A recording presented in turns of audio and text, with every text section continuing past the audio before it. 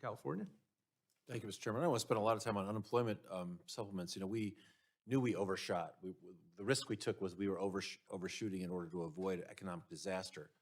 So if we ended up paying unemployment benefits for a little too long, it may have suppressed employment at some point, and I think that's good for next time. But that's over with. So that's retrospective, and we're not talking about extending those right now. So I put that to bed. The other thing about vaccines is, sure, I think probably we've heard want to get vaccinated.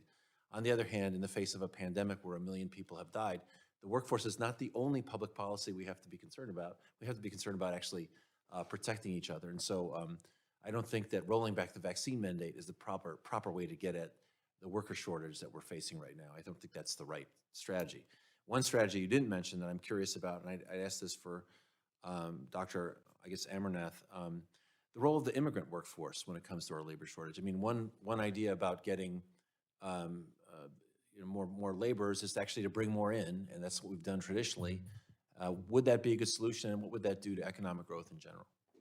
Okay, I think it's a sort of direct matter, immigration leading to higher labor force growth, and thus sort of somewhat mechanically leading to higher output growth is obviously there. There are areas where we have sort of identifiable labor shortages and not just sort of anecdotes in terms of manufacturing and construction where you can point to the extent we can bring people, especially those who have actually been working here and done a lot of the essential work, that obviously would be beneficial to be able to create a more robust workforce. Maybe let Dr. Stevenson, would you comment on that as well, the role of immigration? Your microphone. I do believe that we are seeing some labor market problems that come from the fact that we have not had as many foreign workers come in to the country. At the risk of enraging some of you, I will give you a story, which is at the University of Michigan.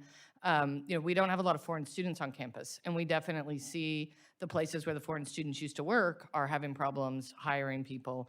There's certainly industries that rely on foreign workers that are having a hard time finding people. I think it would be really valuable to be thinking in the context of immigration reform, looking very closely at this question of how immigrants support the U.S. labor market and support growth, because this has certainly been a time with closed borders and limited foreign workers.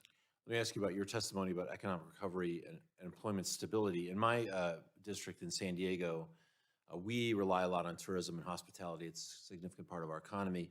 What would you say about tourism and hospitality? What could employers do to increase stability in their workforce when these jobs don't always come with benefits and other incentives? I mean, the first thing to say is these jobs have become much riskier. These were not risky jobs. In fact, when I was a kid, a college student, a young person in my 20s, these were fun jobs. They're now jobs where, first of all, just the level of animosity in the way people are treating each other is making these jobs less fun, and the fact that you have to ask people to put their mask on has made them less fun. That's also pointing to the need for these jobs to just pay a living wage. We really need stability in our work, and that means being able to be not rely on a job which may lay you off tomorrow. And that's actually one of the real things that's still going on in leisure and hospitality.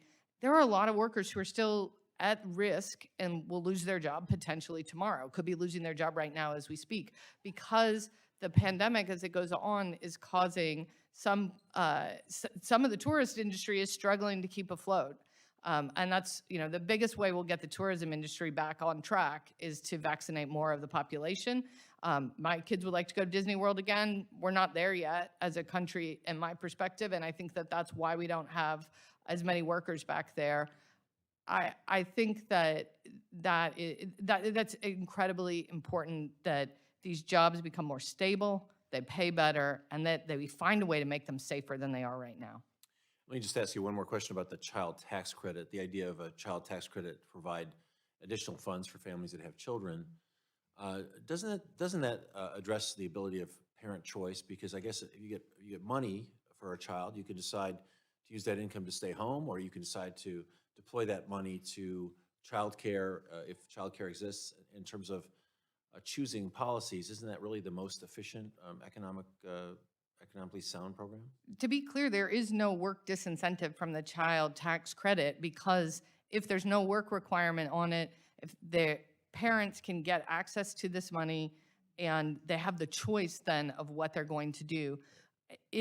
If we put a work requirement on it, then you're effectively saying, I'm going to give you money to pay the additional costs of you going to work.